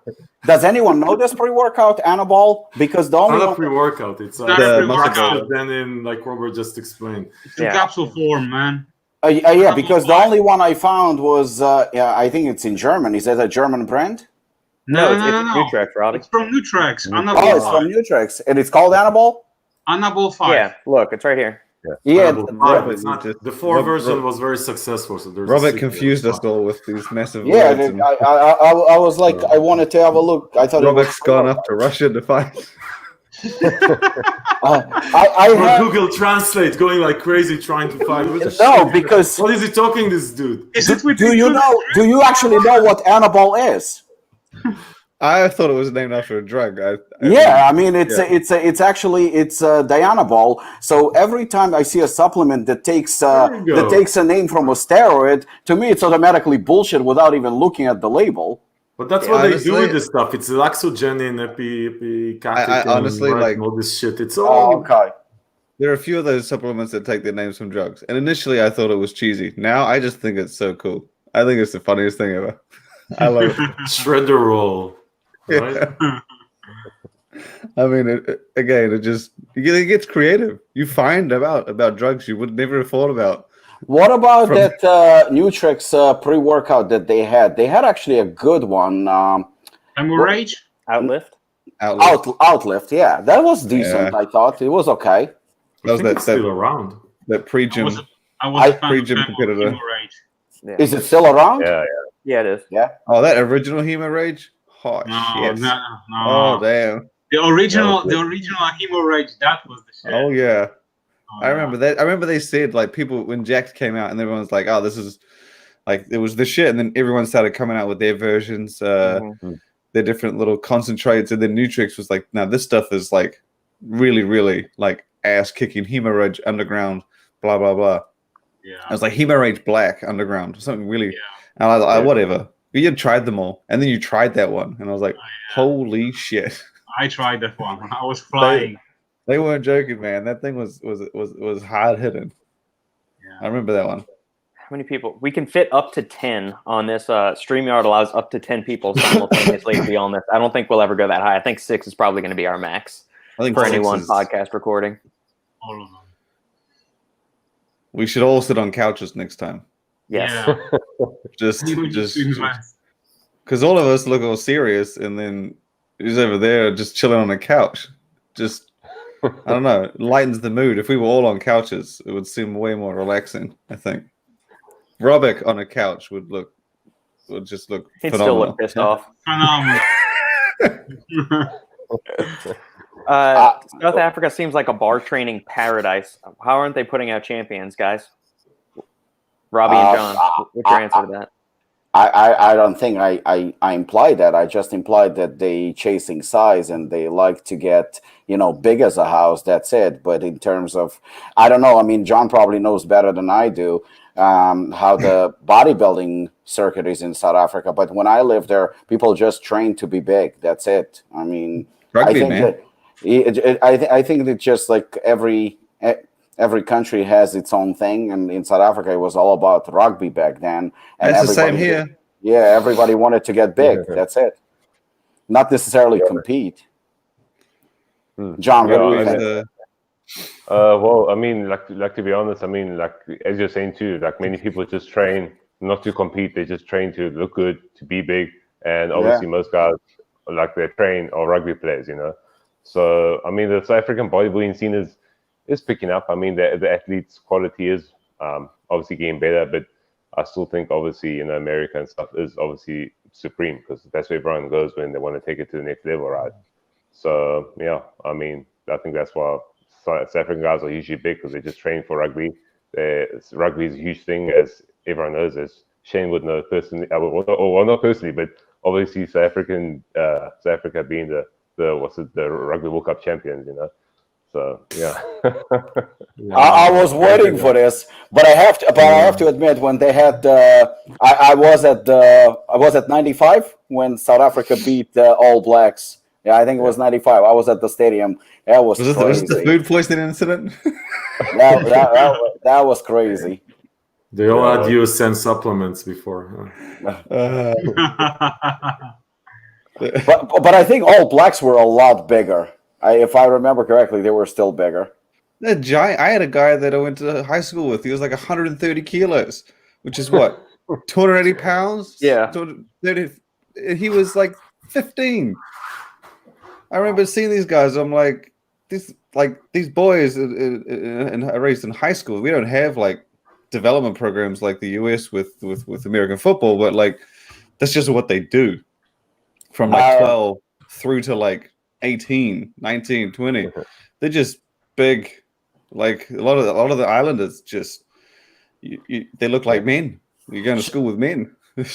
Shane, but you know what I find interesting actually is that the rivalry between South Africa and New Zealand back then, I don't know how it is now, in rugby was huge. So there was only 2 times in my life that I remember this. It's like, remember we talked about Barcelona and Real Madrid. So there is a huge rivalry, but all Real Madrid players had tremendous respect for Andres Iniesta, who played for Barcelona. There was like, when he retired, they actually, gave him a standing ovation, and they absolutely loved him, even though he was a Barcelona player. The same thing I remember was with South Africa and All Blacks. John Alomu was so popular in South Africa. They had such tremendous respect for him. It was absolutely incredible. The dude was a freak. He was like, what, 120 kilos, and he was the fast guy down the outside. I'm like, and from all the interviews, it seemed like a very nice guy too. Yeah, I don't think there's much. I don't think there's much of a rivalry. Our rivalry is predominantly Australia. We have the saying that we go for, you always cheer for New Zealand, and if we're not playing, then it's whoever's taking on Australia. It's really South Africa is always a good challenge. We sucked last World Cup. We deserve to lose. I don't know what the hell we were doing, but it's always fun. And very few countries play. I feel like if America started putting some focus on rugby, we'd probably lose. How important is it for a natural bodybuilder to take the right dose of protein and creatine? 1% benefit. Creatine maybe, but it's absolutely essential to consume enough protein. Otherwise, you're not giving your body the substrates it needs to build muscle tissue and repair muscle tissue. So protein is paramount to muscle gain. We'll keep that one short and sweet. Yeah. Anybody's thoughts on liposomal delivery for supplements? Why don't we see more of it? This has got Robert's name all over it. Yeah. Here we go. Brace myself, Robert. Go. Get on the translate, Robert. I'll just say it's fairly expensive. And what is it? What the hell is it? It's where you encapsulate it in like this little fatty membrane to help it survive digestion and make it more bioavailable for uptake. High Tech uses it a bunch with all their stuff. They have that liposomal delivery system, and they also have some kind of cyclodextrin delivery system too. Cyclosome, is that what it's called? Yeah, cyclosome. So where it's like they've got like a glucose molecule with a fatty like lipid bilayer kind of thing. So it's all to improve the absorption and bioavailability of all these little shitty plant compounds that supposedly do a bunch of stuff. But so it's micro-encapsulated bullshit, and we've got it's a bunch of theory and conjecture, but there's really not a ton of data as far as the effectiveness. I mean, there's certain compounds where it's been shown to be effective, but extending that to all of these other little like plant muscle builders is a stretch in my opinion. So yeah, it's expensive too, and most companies aren't going to be willing to spend that money on it. Another workaround could be a delayed release cap like Glaxon does the DR caps. I was able to follow that one. I appreciated the simplicity, Robert. I try. I do my best. The hands really help. Just get the whole hands in there. Yeah. Do all that. There we go. Just tried Apollon's peanut butter cookie protein, and it's one of the worst tasting ones I've ever tried. I mean, best tasting. That's what I meant. Best. How much you paid him? Robbie knows I love that flavor, so it's okay. Casting couch. All right, Robbie, here's this one. Any new protein flavors coming out? You can be coy with this. You can give the specific answers. Go ahead. Hold on, I just need to get my notepad out. Yes. We're coming out with something, but I can't disclose yet which flavor it is. In about 2 months, I think. 2 months. Okay. Is it going to be one flavor, two flavors, 6? How many are we going to do? It's going to be one, and then another 2 months, like early 21, there's going to be a few more. Okay. Are they going to be game-changing? Absolutely. Of course. They're going to be game-changing and encapsulated. Boom. Oh. Boom. Shit. And the research, and I'm going to release research in 24. Damn. There we go. So it's Can't wait. Is one of them going to be birthday cake? Really? I was just asking. I think you knew the answer before I was answering. Same background. Yeah. Okay, it's out of the closet. Yeah, there we go. For any other listeners out there, we'll be on here for a little while longer. Keep the comments and questions rolling. If there's no other immediate questions from the viewers out there, Shane, I'm going to toss the ball your way and let you pitch people some of the Fast and Furious 5 topics. Oh, okay. I literally only just looked these up. Okay, so I might not remember. Hey, Robert, I'm going to go with you this one because the delivery technology explanation was not as detailed as I was hoping. So I'm going to let you go over the new Chemix Anabolic, because this one, in typical Chemix style, sometimes you see supplements that like they have the label and they use different names to seem like the chemical names, and you just look it up. It's like, okay, this is really just like fenugreek or tripulus. Yeah. But Chemix typically puts in things that you're sort of like, no, I definitely have not seen this in any other supplement before. They have a couple in this one. Anabolic is their new muscle builder, their first muscle builder, if I'm not mistaken. Chemics, obviously, from the Gorilla Chemist. And so you probably pulled up the formula by now. I'm curious on your overall take on this. It's a pretty hefty serving size. Typically, when you get up to that 8 capsule, 10 capsule range for a test booster, you got that much worth of actives. It's pretty good, at least when it comes to test boosters and muscle builders and things. Again, I recognize some of the ingredients. Some of them I do not. What's your thoughts on the? It's like 10, like 8 ingredients. What's your take on the latest from the Gorilla Chemist? I mean, Brian's a sharp dude, and he's been doing this for a long time. So he's always good about bringing out novel compounds that you don't really see all that often. I've seen Korean mistletoe. Yeah, I think in one or two formulas. It was in the muscle builder from Competitive Edge Labs, I believe. Olympus Labs had one as well. I believe. And Olympus Labs as well. Yeah. Assassinate? What was it? Not Assassinate. Kingslayer. Kingslayer, yeah.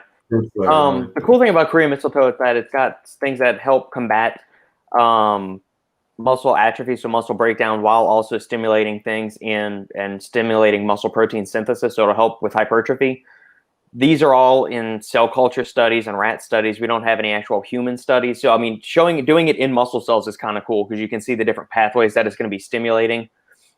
My issue, I guess, with all of these plant compounds is that we have their data, how they work in rat physiology and how they work in cell culture. So when we drop the compound, some kind of ethanol or water extract onto these muscle cells, and we see the pathways it's stimulating it, and we see what's going on. But when you ingest it orally, as all these things are, we don't know how it's going to handle first stage pass through the liver and break down through the GI tract and all of that stuff. So could you be getting some of it? Possibly. Do I think it's going to be as tremendous as the studies would indicate when you're just basically dropping the compound directly on a muscle cell? No, not even close. I mean, you'd have to inject it directly into the bloodstream at that rate to get something even close on that. Laxogenin, I'm over laxogenin. Yeah, people kind of recognize it, but as far as like the 200% increase in protein synthesis that it's always been hyped to do, it's from some old Russian study that nobody has ever read. It's just something that's kind of circulated across the entire industry. Anytime a company, I would love to see the first company that wrote the ad copy for that and said it was 200% protein synthesis increase, because every other company quotes that on their websites. I mean, the rest of the formula, it's cool if you've got money to waste on a natural muscle builder. I mean, it's $50 to $60 for a 30-day supply. I'd rather you spend that $60 on some really high quality protein, like some filet mignon or some like a fresh, or some wild caught Alaskan salmon or something like that. KSM 66, I like that. Some of the other stuff, it's boron's good for. So it takes a lot. I'm just not the whole natural anabolic thing. Yeah. I think it's good for stress reduction and might help with recovery. I don't think it's going to do anything as far as massive increase in size. I like Robert's review. Seriously, when will people figure out? I'll take a good steak. If someone actually came up with a natural anabolic that worked, it would cost $500 a bottle. Please, consumers, what the fuck is wrong with you? Yeah, it's also got a rimestane in it, which I'm not. $60. I figured out a way to make you grow naturally, and I'm selling it for $60. Fuck you. $1,000 a bottle. I just increased the price. Seriously, I mean, it's bullshit embedded in the promise. The bullshit is embedded. There's no way. It's 100% bullshit. Don't know the gorilla chemist. Obviously, he's a gorilla, so he gets all my respect. But it's 100% bullshit. It's taking people's money. Bullshit. Natural anabolics, or the name, or if it actually did something, charge $500.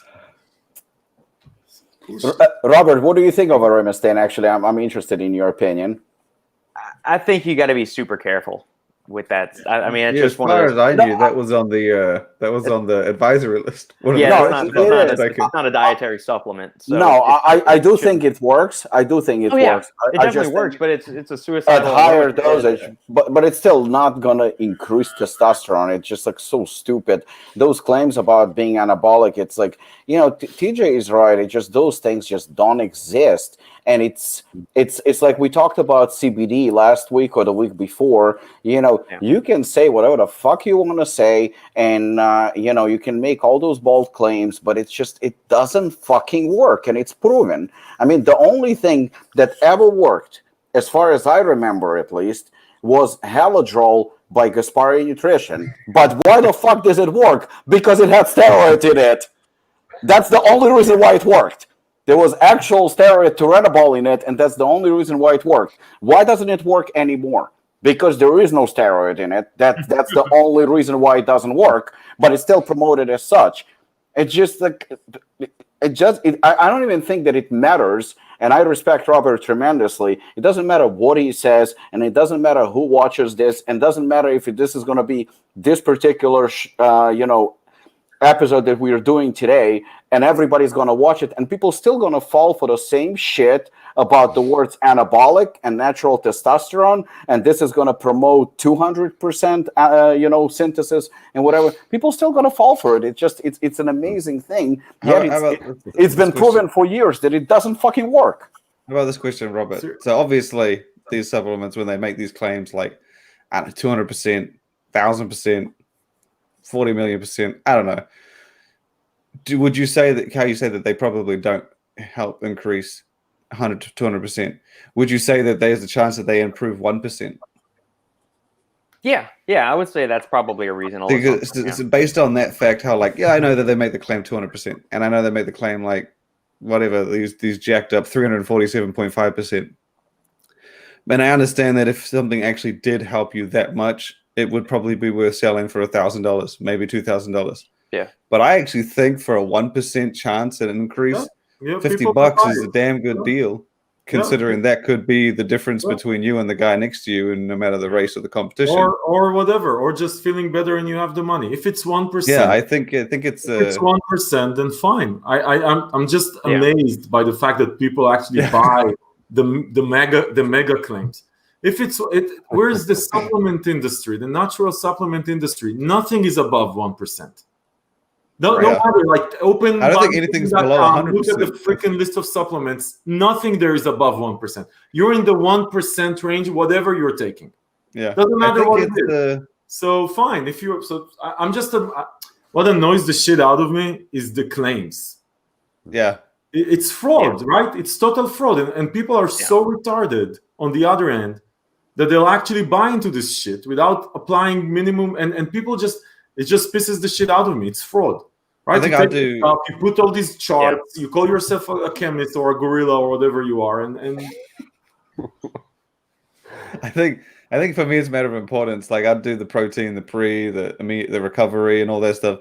If I have money left over, I'll bank on some of these. I'll bank on that 1%, maybe 2%. I'll bank on that. I'll give it a go. That's honestly how I've always gone. Fine. They should say, hey, it might increase by 1 to 2%. Fine. You want to? By the way, people will still buy it. Listen, we talked about it all the time here. People will spend shitloads of money for 1 or 2%. I think they had scientific proof in humans that it increases whatever it is by 1%. It would be way stronger than the rats that got injected up their ass with 200%. People would buy 1% guaranteed. People would spend shitloads of money.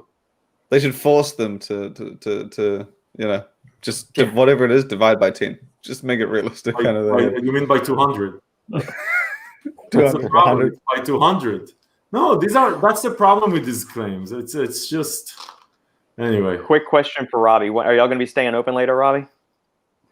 When the 25% is lifted. Is it? Yeah. What is it now? Well, we open instead of till 11 p.m. until 8 p.m. But, most of the gyms are actually, not open because you only have 25% capacity allowed. That's it. Okay, but it's still 25%. Didn't change, right? No. It's not going to change anytime soon. Right. No. Yeah. Okay. Sandy is naturally born that way. You could probably try and consume copious amounts of caffeine to get on her energy level, but she doesn't have caffeine. Sisters. I love it. No, she has 2 older sisters, and trust me, you don't want to be anywhere near them. They are not pleasant and bubbly as Sandy is. Really? Okay. Yeah. And believe it or not, Sandy's the quiet one in her family. So. Oh wow. Shit. Oh shit. Damn. Yeah. When we were dating in high school. When we were dating in high school, I would have to go and take 2 Excedrins every time I would go over to her house because I would always get a splitting migraine going over to their house. That's a fun family get together. Yeah. We need to make a separate podcast with the stories from from Robert. Right. We will do that. We will do that. Yeah. Sandy is probably taking a product that claims to give her 200% more benefit. I think she's getting 200%. Whatever she's getting. Okay, so this one's for Lukasz. This is, I don't know if you saw the Enlightened news, the frozen functional brand, Enlightened, mostly known for their ice cream and their ice cream bars. They dropped. I thought this was really cool. Like, I mean, I want to try them when I can, but they've generally stuck to the more traditional stuff with the ice cream pints, the ice cream bars. So they came out with Keto Cheesecake this week, so similar macros to their ice cream, and they also did keto dough bites. It's like cookie dough bites. Sorry, like they're not really like heavy keto promoted. It's just sort of a little tag on the name, but the macros are insane. Like the cheesecakes are 80 grams with 2 grams of net carbs.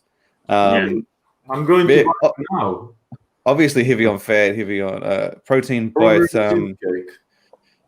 they look pretty damn good. I was really excited because that's the ice cream. Okay. For a while cheesecake? They had stuck to like Halo Top would do ice cream, and then I've always thought like Enlightened kind of came after, and they both did bars and ice cream on sticks. But these are Hey Shane, are you talking about the? It looks like the ice cream, right? No, Enlightened. Yeah, they are an ice cream company, but I'm saying it's called Keto Pumpkin Cheesecake. It looks like an ice cream flavor. What am I missing? No. They are cheesecakes. Really? Like real cheesecake? Maybe you're looking at a different thing. Because it's looking like a Halo Top. No, I'm on their site. Yeah. Ooh, shit, that looks good. Yeah, it looks crazy, and it's two cheesecakes per pack at 2 grams. 2 grams of net carbs, and I think the calories are like 90. And I see the dough. No, 92. Sorry, 180. 180 calories per cheesecake at 80 grams. I mean, obviously 80 grams is like a bite, but still, shit. For the audience. And I mean, hey, 2 grams of net carbs that won't tilt my 100 a day. 180 to 220 calories. Yeah. That's a protein bar. Obviously, you don't get the same protein, but again, Lukasz. I thought this was genius. I thought it was really cool to see a dip outside of ice cream and still keep that frozen functional theme going. Whatever it's new and whatever is something different. I'm always They sold out on their site, I think. They sold out quite a few. The site you can't buy it. Yeah, it's done. I especially like the idea of the cookie dough bites. No, those are really cool. You know, it was good. I couldn't get the exact macros. I reached out to them because they said that there's 24 bites per serving and there's 2.5 servings per bag, and the bag weighs 78 grams, which means there are 60 bites in 78 grams, which means 1 bite is about 1.5 grams, which I thought was absolutely insane. I said how small are these bites? At 1.5 grams, that's like a chocolate chip. And they said, no, that's the size. Like they said, there's 24 per serving, 2.5 servings per bag. So I don't know the exact numbers, but again, the keto dough bites, they're the same, similar to the cheesecakes, 2 grams of net carbs per serving. So yeah.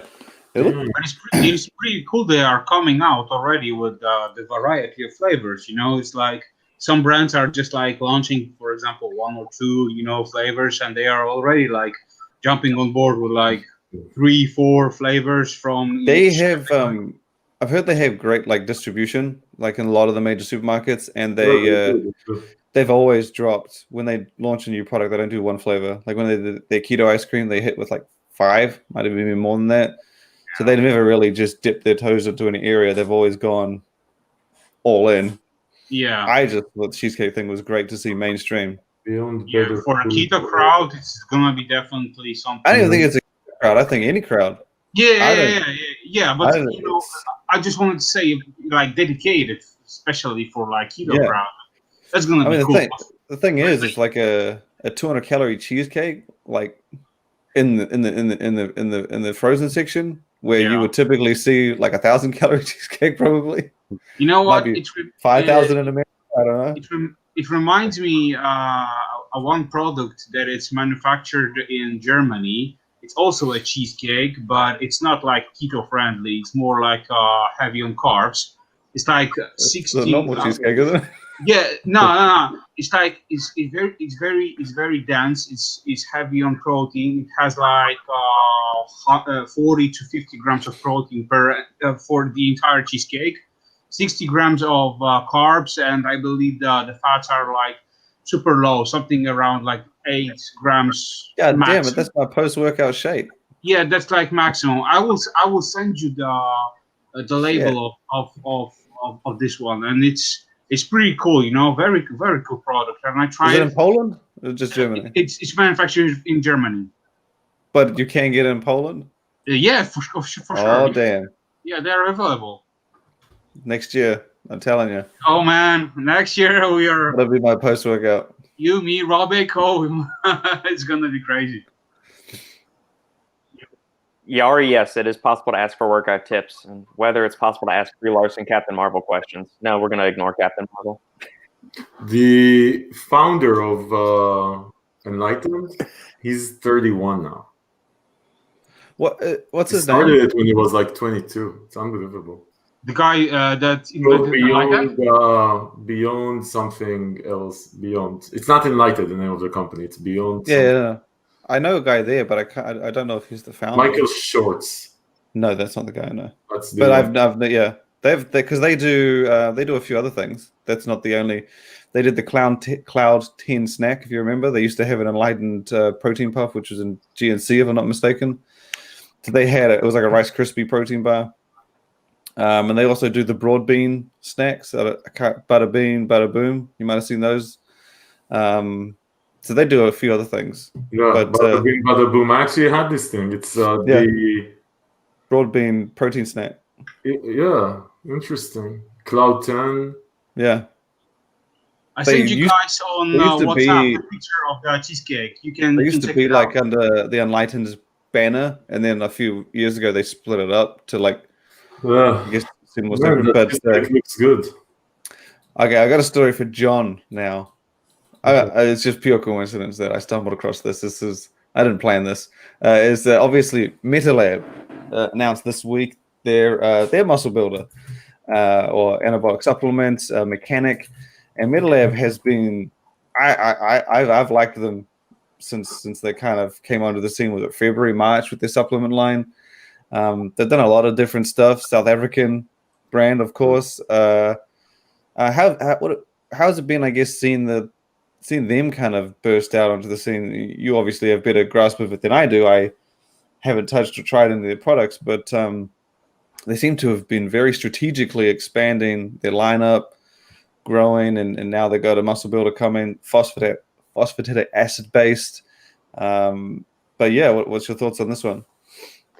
Well, yeah, I mean, me and Jake, Jake the owner, we get along really well. And he's obviously different, man. I mean, he actually first approached me before he even started the whole brand rebrand. Like I think it was end of last year, and obviously his approach has been different to the normal South African company. He just wants to throw out products and make crazy claims like perfect pre-workout. But with all that being said, I mean, he's gone about things his way, and it's obviously more premium, pride heavy for a local brand. But I think the way he fully discloses everything and just his quality as well, taste as well, is phenomenal when it comes to his protein.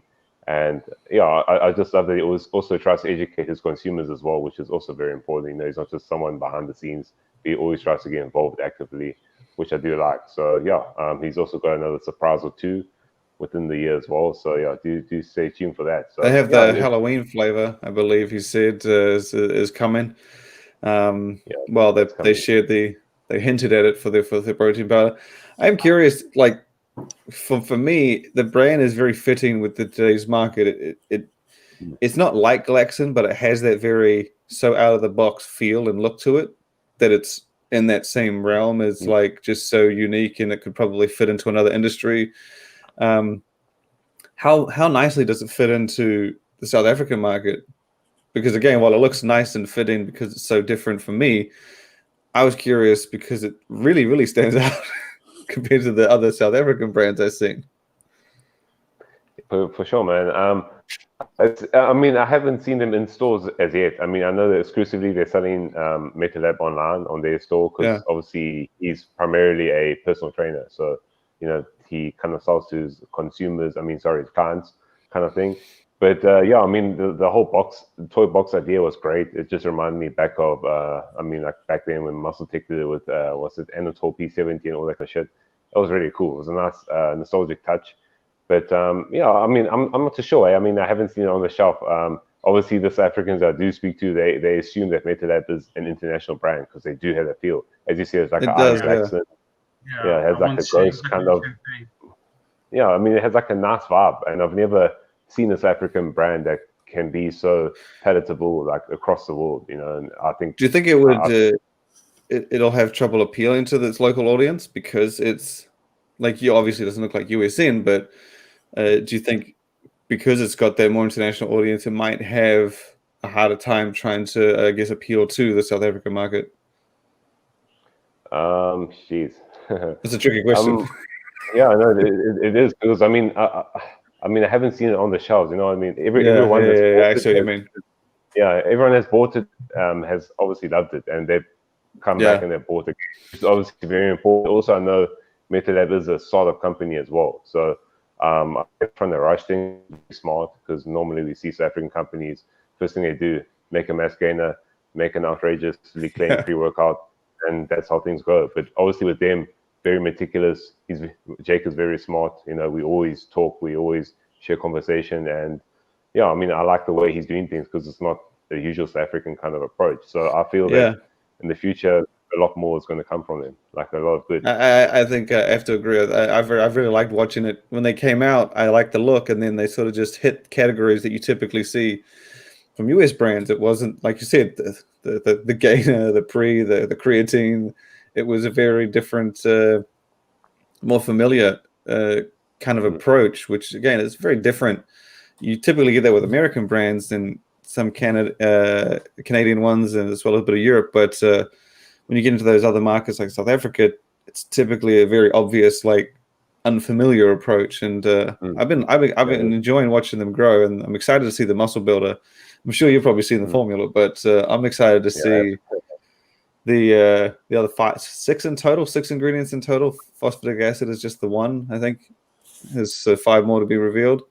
You're talking about Mechanic? Yeah, Mechanic. Yeah.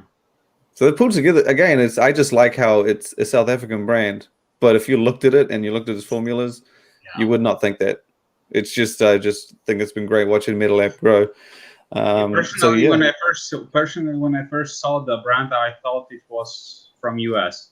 Seriously. Yeah, it has that feel, doesn't it? Plus the crazy, you know, the flavors, the flavors of the protein are like completely different. You know, it's something unique. It's not like regular vanilla or chocolate. It's they're coming with something new, something refreshing, and the labels look really appealing. Are you available in South Africa or what? Yeah, MetaLab. Only in South Africa it's available right now? I think so. Yeah, only in South Africa for now. I mean, they're all trying, but them being a startup company.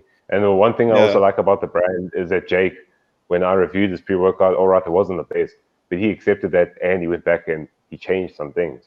So yeah, I mean, that's obviously says a lot about Jake because he understands what I'm trying to do. Obviously, not just trying to bash the brands. It is a very like international approach, a very smart approach, as opposed to he's keeping his eyes open to the rest of the world, not just his local market, which I think is pretty cool to see.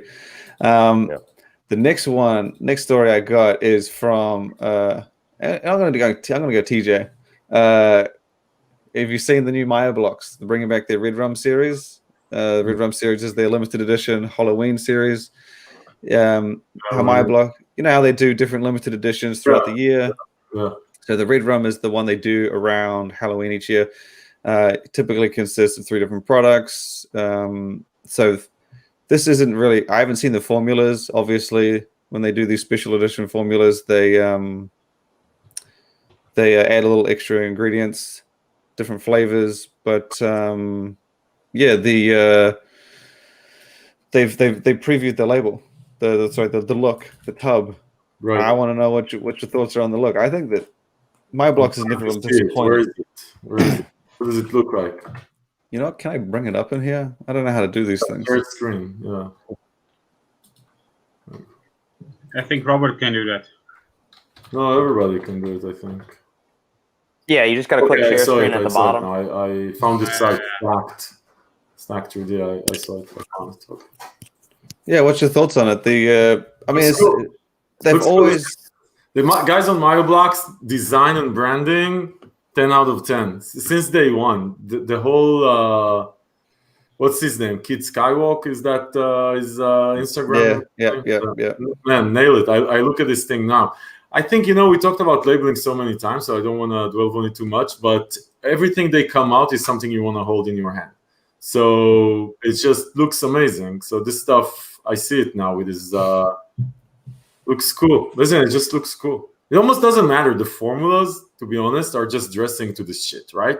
The whole concept of a limited edition and the way that it looks and that numbers that they put there. And I remember at the beginning they had like 1,000. Then I remember when I reviewed the original, one of the limited edition, I can't remember, it was the Loco. I had number, whatever, I don't know what, 532 hand mark. Yeah, they hand number them as well. Yeah, it's such an awesome experience. So from an experience perspective, I think they nailed it. This one looks good also. I think the way that they're marketing this stuff and positioning it is cool, and this one looks just as cool. I doubt these formulas.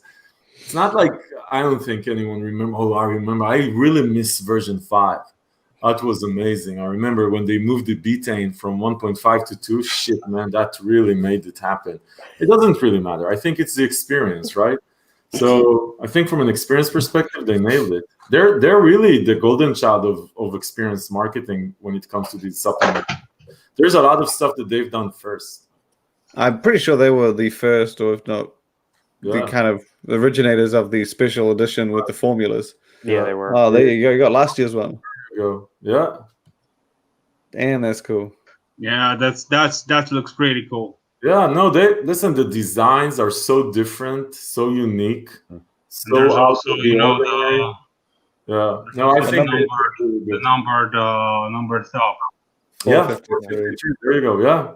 No, it's awesome. I think they're doing a great job with this stuff. More people who think outside of the box like MyoBlocks do.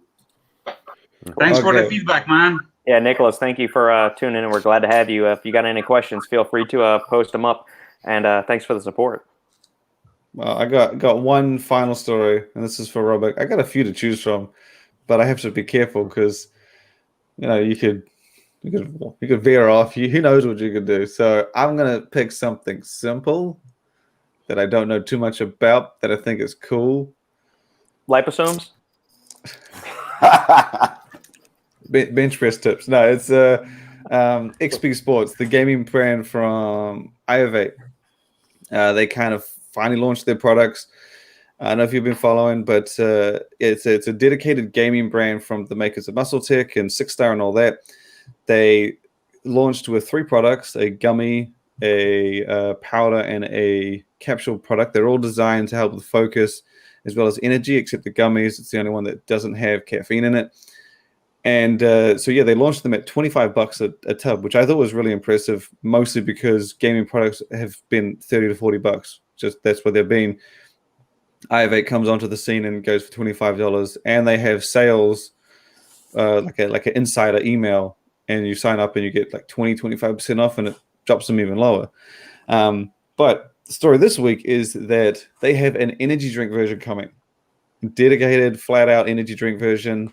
The branding looks damn cool. It's intended to be their flagship gaming supplement called Boost, but in an energy drink version. And I thought it was, I'm a big gaming fan. So anytime you attach gaming to it, I'm just going to flock to it. I wanted to get your take on, because you obviously, you're a Monster fan. You've had several other energy drinks. You had the Ghost, you had America 3D probably. What's your thoughts on a dedicated gaming energy drink? If you see it in the fridge, the cooler, whatever you guys call it, and you see this energy drink, like, does the gaming approach appeal to someone who doesn't necessarily game? And that even if you just, what do you like if you've seen the can and everything? Well, I mean, if it's going to... First of all, I think I saw the gummy bears on Stacked, right? You posted it. I think I saw it. And I think it's very, very interesting. And especially, it's a muscle tech company, right? Yeah. I have it, yeah. So, I mean, it looked pretty cool. I remember I was, fairly impressed, especially considering the cost. I mean, $25, I think it's impressive regardless. I mean... the formula is pretty solid too. Every dosage is a lot of things. I'll tell you what. I mean, a little bit sidetracked, but everything that MuscleTech came up with, I didn't see the formula, so to speak. But in terms of rebranding and labels and everything, I'll be honest, I'm fairly impressed. I like it. I mean, that's just a fact. But in terms of gaming, like, listen, I mean, I'm just like you when it comes to energy drinks. The only difference is like, for me, it doesn't do much necessarily in terms of energy. I just like them. So as soon as it hits the market, and like you said, I see it in the fridge, I'll definitely buy it. I'll buy it just to try. That's just me. So I think it's a great thing. I'm actually more curious, and this one aspect that actually has been very, very interesting to me is to see if the ingredients or the supplement facts are going to be any different from everything that we see on the market right now. Because to be honest, the only thing I'm impressed with, at least label-wise, is, Ghost. I mean, I'll just give credit where credit due. I think the label is at least different. I'm talking about supplement facts. Than anything else. So I was fairly impressed just seeing that. Did it do anything specific for me? Not really. Same shit. I like the taste, and that's it. But I'm still a Monster fan. When it hits the market, if it hits the market, is it 100% they coming up with it? Oh yeah, they're coming out. I mean, if it's not stacked, there's a good chance. 99.99999% chance that it's definitely coming. As soon as I see it, I know that I'll definitely get it. Will it provide any benefit for gamers? I honestly don't know, but I'm just very curious to see the label. I mean, you know what the packaging is going to look like. I really like how Ghost looks. I'll be honest. I mean, I really, really like how Ghost looks in terms of energy drink. I like the label, the supplement facts. I like everything about it. Taste is subjective. I like it. I can't say that it's the best thing. It's not a game changer for me, but it's in line of everything that I see on the market. It's definitely good. It's very good. But I'll 100% try it, and I hope it's good. I mean, I'm looking forward to it.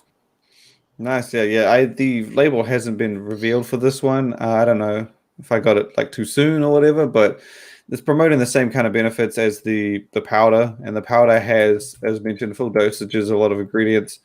It's got the 1.6 grams of the more gaming orientated new level, 200 milligrams of caffeine, 100 milligrams of neurofactor, and it's got a few other things that are like in blends that aren't as high.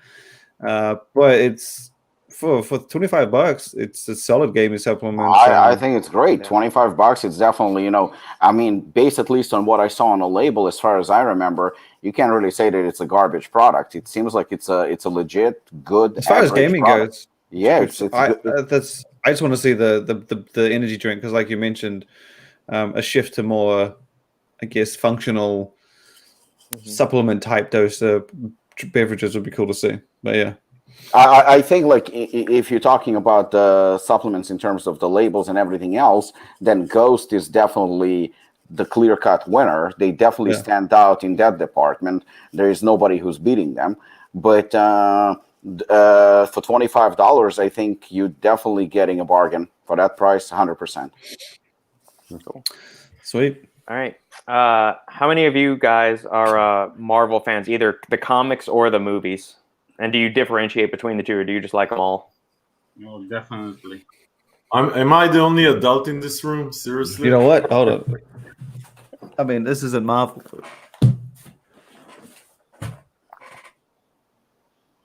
Dragon Ball Z. There we go. I'm good with that. I'm good with that too. It's meant to be standing up, but I haven't got a shelf yet. So just put it so on you top of the know. toilet. You got the toilet there with you. Just put it on top of the toilet. just so you know, yeah, it's a I'm definitely a child of many things. Yes, yeah. No, I grew up reading a lot of Spider-Man was my favorite superhero. Reading the comics when I was a kid. I like most of the MCU movies. I did not like the second Guardians of the Galaxy or the second Spider-Man movie. Or Ant-Man and the Wasp. I didn't think it was as good either, but all of the other stuff I really enjoyed pretty much all of that, from like the first Iron Man till Endgame, with those three exceptions right there. I like pretty much everything else. I think I saw all of them at midnight, bar the last Avengers, because I had a child and she ruined everything. But horrible. But Winter Soldier is probably my favorite. I think that's a really good one. That's definitely up in the top three. The second Captain America was that was a good one for me. Yeah. Cool. All right, gentlemen. Thank you to the viewers out there for tuning in. If you, as a reminder, please like, comment, subscribe, share the video with us, leave us a review in iTunes, Podbean, Spotify, wherever you listen to your podcasts. And thank you, gentlemen, for joining us, giving me some time on your Saturday or Sunday in Shane's case. Always. John, thank you for being a special guest. We appreciate it, sir. Lukasz, all the best to your mom, and keep us posted, okay? Appreciate it, man. I appreciate that. Right. All right, gentlemen. Have a good one. Thank you. Thank you. Thank you. Cheers, guys. Night.